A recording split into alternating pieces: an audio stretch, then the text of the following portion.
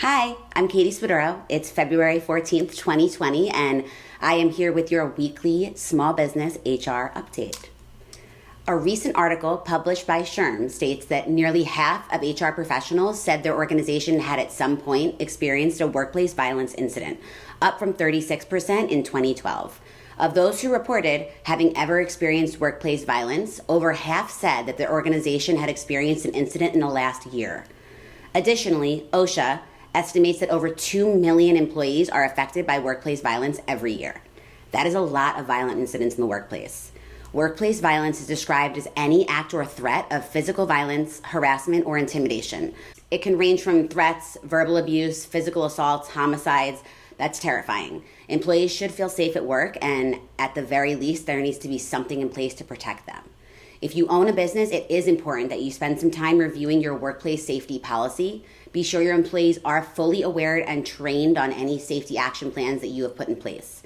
Employees need to be safe and feel safe before they can be engaging, productive members of your workplace and to make money. Start 2020 off right and work on that workplace violence policy and background screen the applications. In other news, marijuana is still a gray area for employers. Yeah, really.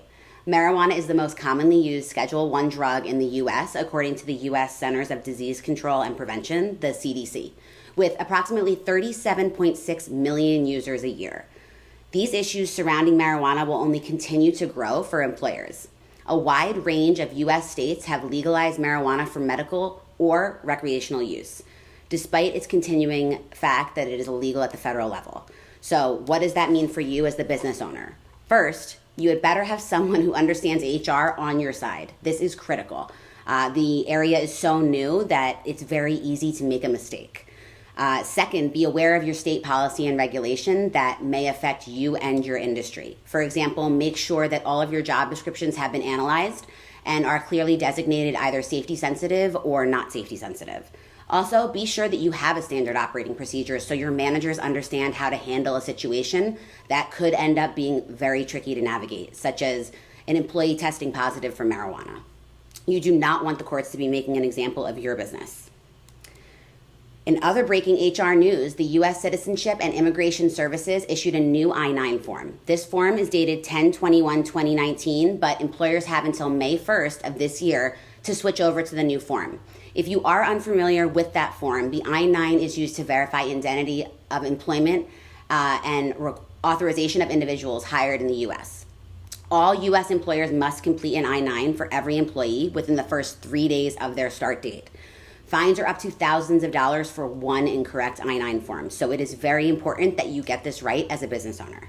The new form has just a few updates from the previous form. One of the main changes is the new form allows an employer to designate any authorized representative to fill out Section 2. So this will make it easier for employers to get the form completed for remote workers. Next up, the coronavirus. Gross. The spread of the coronavirus to 24 countries has employers searching for ways to protect their workers and organizations during what the World Health Organization has declared a global emergency. The virus was first reported on December 31st in China. There have been more than 20,000 confirmed cases since then. The vast majority of the cases are currently in China.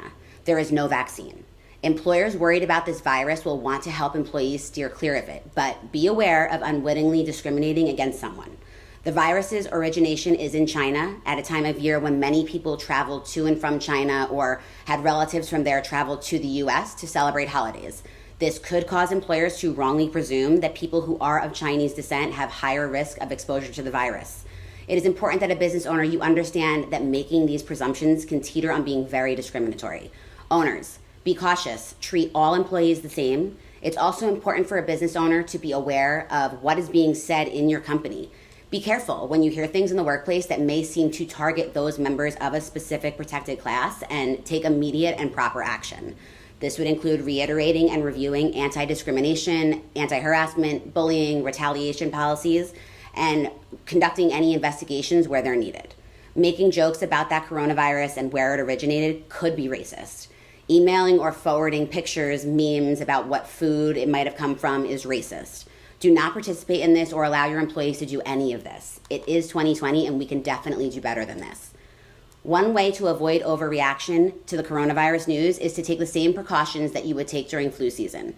If your employees are panicking about how to stay well from either the flu or the coronavirus, try to calm their fears as much as you can. Review your PTO policy with employees who feel like they need to take a sick or a mental health day.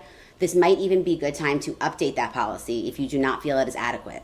Another option, you could allow employees who may be too sick to come into the office but able to do some work from home to telework.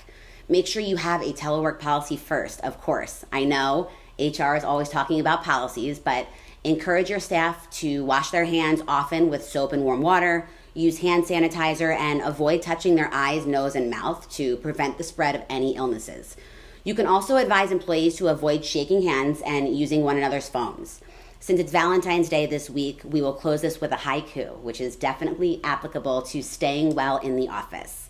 Love is in the air, but so is influenza, so please wash your hands. Have a great weekend, everybody.